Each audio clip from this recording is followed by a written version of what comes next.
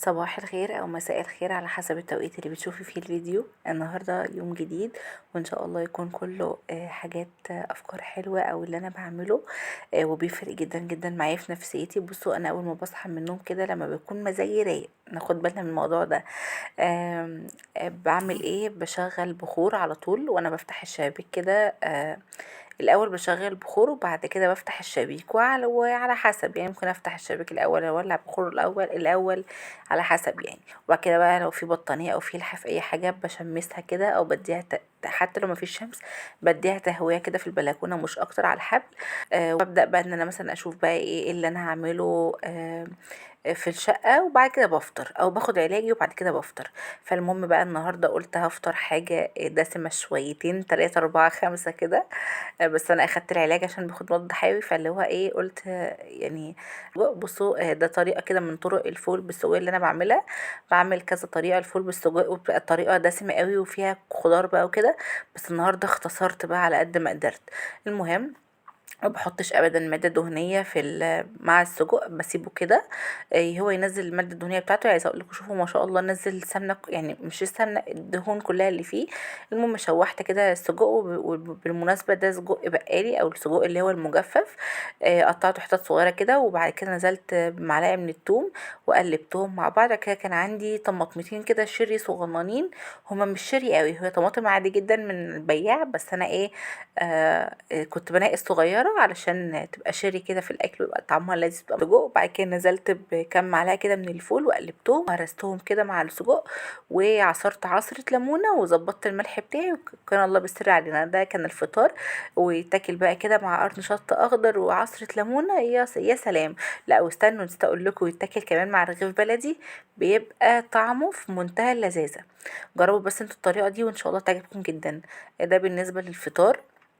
ده يعني حاولوا كده، احنا طالعين من صيام، وكمان كان كحك وبسكوت وشاي بلبن ونسكافيه وشاي، وبصوا يعني بهدلنا الدنيا. فنحاول ان احنا نفطر حاجة فيها قيمة غذائية وفي نفس الوقت حاجة يعني مش دسمة قوي او دسمة. اعملوا نفسكم مش سامعيني، افطروا انتوا عايزين يا جماعة براحتكم.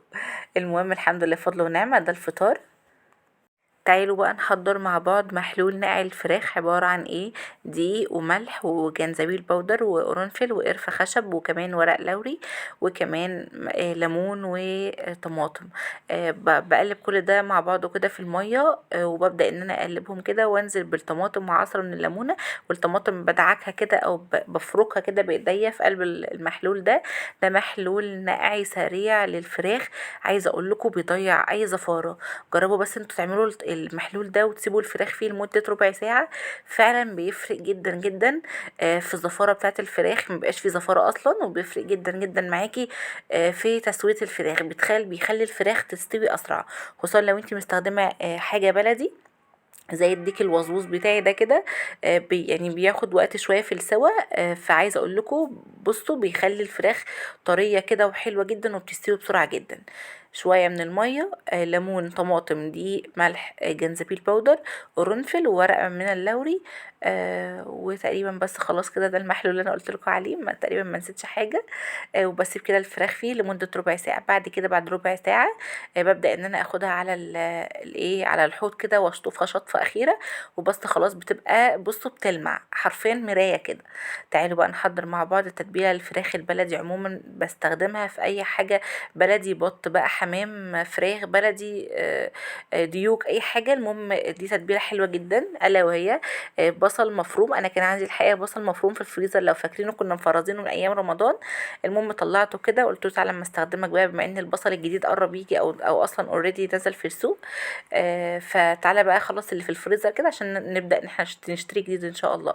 المهم جبت كده البصل وبدات ان انا بصل مبشور وحطيت عليه ملح وفلفل اسود وبس خلاص. وابدا ان انا ادعكهم مع بعض، بعد كده ادعك بيهم الديك القمر ده من فوق ومن تحت وافتح كده فتحه كده من ال اللهم صل على النبي في الفراخ من جوه، يعني ما بين تحت الجلد، بيبقى بيدي طعم حلو جدا جدا للفراخ. يعني حطوا بصل كده ودعكينه فلفل بملح اللهم صل على النبي في جلد الفراخ او تحت جلد الفراخ، بيفرق جدا جدا معاكم.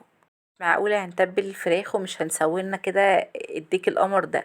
المهم قلت بقى ايه، اسوي نص ديك كده اعمله للغدا، علشان برضو يعني في شوية امراض منتشرة عندنا اليومين دول، فمحتاجين غذا شوية، اللهم لما نعم يا رب واحفظها من الزوال. بصوا عشان اطلع شوربة نقية، شوربة طعمها خطير، بعمل ايه؟ بحط كده معلقة من السمنة في الحلة، وببدأ ان انا اشوح الفراخ، اي بقى نوع فراخ انا بحطه او اي نوع طيور انا بحطه.